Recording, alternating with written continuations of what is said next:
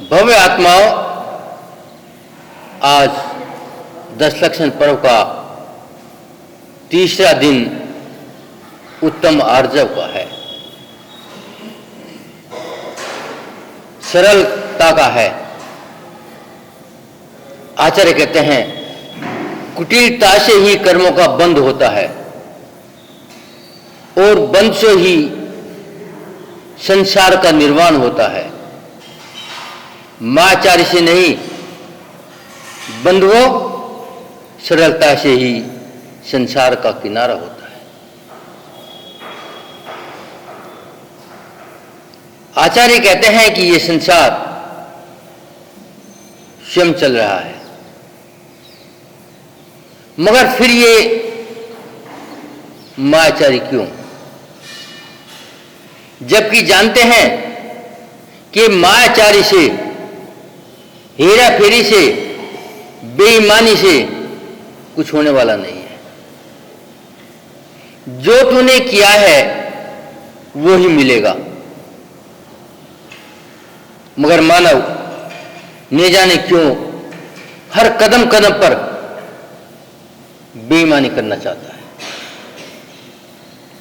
आचार्य कहते हैं सर्प कितना भी टेढ़ा मेढ़ा चले, मगर जब वो अपने बिल में जाता है सीधे जाना पड़ता है।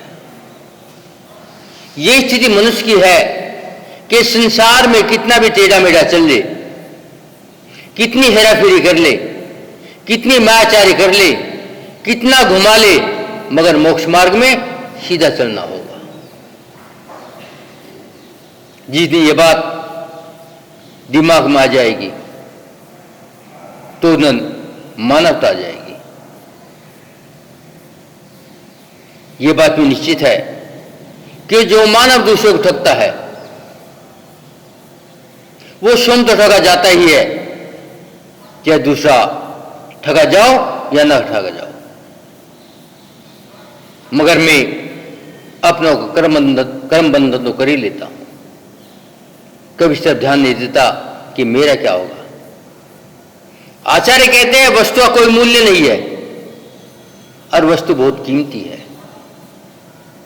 वो मात्र तेरी है बुद्धि के ऊपर निर्भर करता है। यदि तुझे भूख है, भोजन की आवश्यकता है, तो भोजन कीमती है। मगर यदि भोजन से तेरा पेट भरा है और पेट भरा भी ना हो, तुझे भोजन की आवश्यकता नहीं है, तो भोजन की कोई कीमत नहीं है।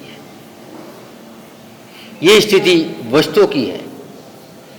यदि तुझे आसक्ति है, चाह है, इच्छा है, तो कीमत है।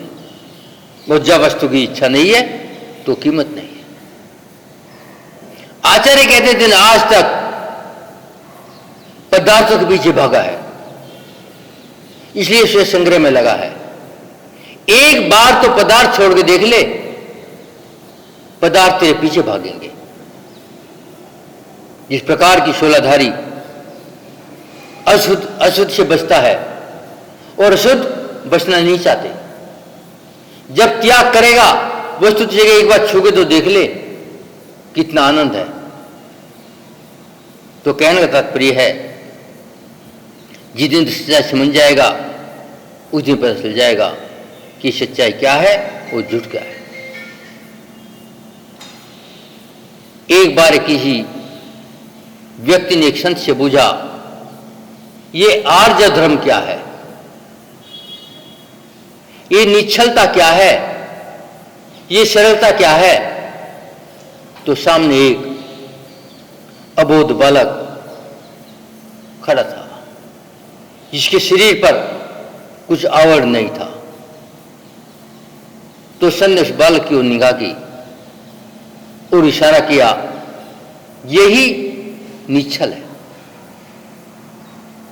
क्योंकि इसके अंदर राग द्वेष नहीं है, मन में कोई विकार नहीं है, सरल है।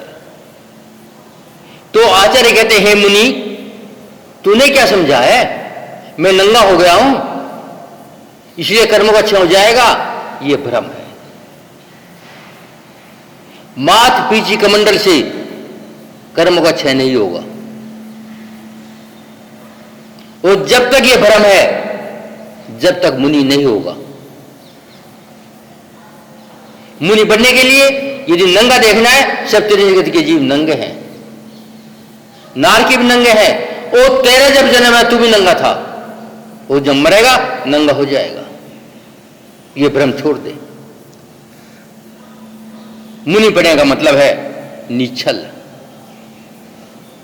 सहज स्वभाव, मन वचन काय एकार करना, उसे मुनि कहते हैं। और वही आर्जव धर्म है।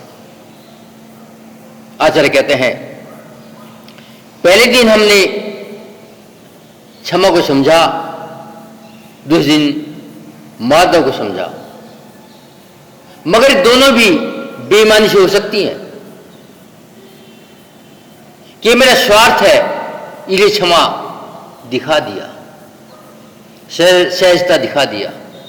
मगर आर्जव धर्म ये धर्म नहीं मानता। आचार्य कहते हैं, जिस प्रकार की एक सरल रेखा, एक सीधी रेखा खींचना बड़ा कठिन काम है।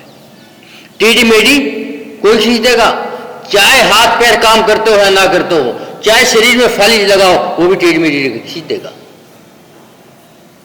मगर सीधी रेखा खींचने के लिए आपको टेबल जमानी पड़ेगी।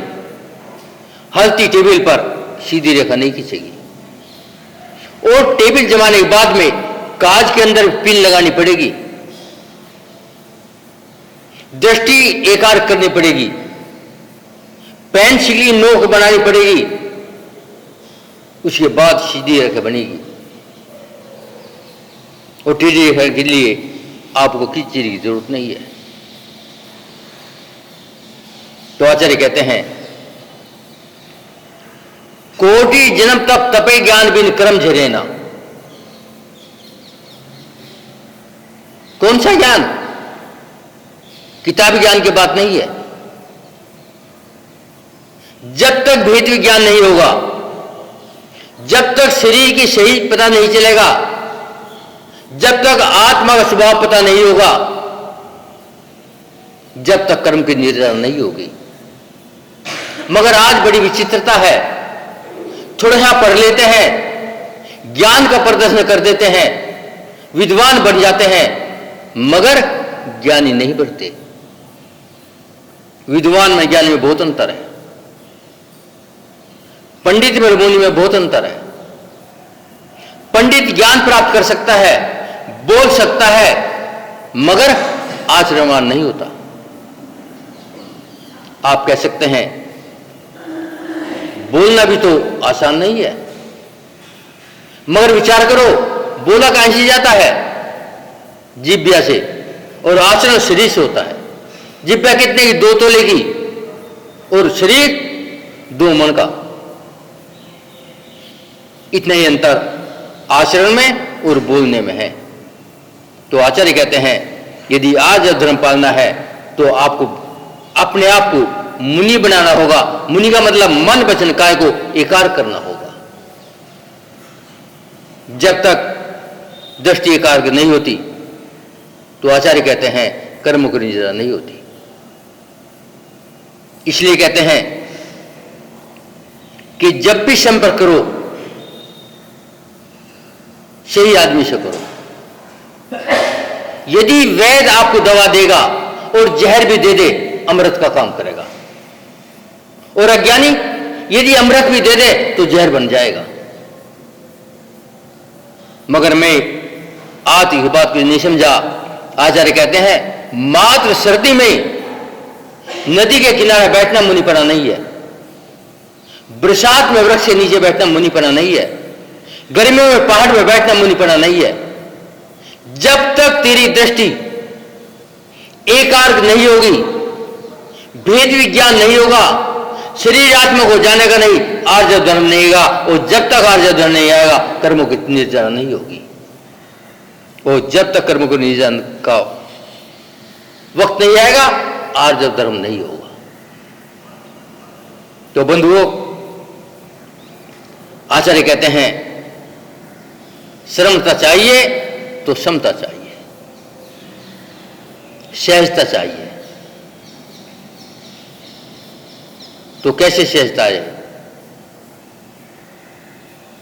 तो आचार्य कहते हैं कि भोले पानी जरा समझ ले सच्चाई क्या है। ये पंचम काल है जब लक्ष्मण जी ने गुलमाला को वरण किया तो गुलमाला से लक्ष्मण जी ने कहा, नारायण थे, महापुरुषों में आते हैं, तेरे से शलाका में आते हैं, मोक्ष जाएंगे, कुछ समय लग सकता है। जब गुणमाला को वर्ण किया तो गुणमाला ने से लक्ष्मी जी ने कहा, जब मैं अवधपुरी जाऊंगा तो तुम्हें ले जाऊंगा, जब तक मेरा वनवास है जब तक तुम अपने माता पिता के पास रहो। को गुणमाला ने कहा था, मुझे क्या विश्वास, आप ले जाओगे नहीं ले जाओगे? तो लक्ष्मण जी ने कहा था, मैं प्रतिज्ञा करता हूं यदि अवधपुर जाने के बाद तुम्हें लेने नहीं आया तो मुझे रात्रि भोजन का पाप लगे, मैं पंचम काल का मनुष्य बन जाऊं। तो पंचम काल का मनुष्य बनना, रात्रि भोजन करना, लक्ष्मी ने क्या कहा था, महान पाप बताता, इसलिए मैं प्रतिज्ञा ली थी, ये मैं तुम्हें नहीं लेना आता। आपने पढ़ा होगा भगवान अजितनाथ से भगवान पार्श्वनाथ तक कितने सरल व्यक्ति होते थे। यदि कितने पाप कर दो, मात मिच्छामि दुक्कडम कह दिया, उसका पाप माफ हो गया। लेकिन महावीर स्वामी के जमाने में कितनी कुटिलता आई है कि दंड की व्यवस्था करनी पड़ी। और आज तो पंचम काल है और इस पंचम काल में आचार्य कहते चौथे काल में शरीर में बल था, हत्याएं करते थे, तलवार चलती थी, मगर पंचम काल में बल नहीं है, तलवार नहीं चलती, खून की नदियां नहीं बहती, मगर आज के मानव के दिमाग में कितनी कलुषता है। भीष्म पितामह एक दिन में 10,000 योद्धाओं को मार सकते थे, मगर आज शरीर से नहीं, इस मन से, इन विचारों से, इन विकल्पों से एक समय में अनंतानंत जीव मार लेते हैं, पूरे संसार को भस्म कर देते हैं। तो विचार करो क्या स्थिति है। आचार्य कहते हैं माचार्य से, वेश बनाने से कुछ नहीं होगा। यदि सामने शेर आ जाए तो मानव सावधान हो जाता है, इससे बचना है। मगर आपने जोक को देखा होगा, बड़ी कोमल होती है,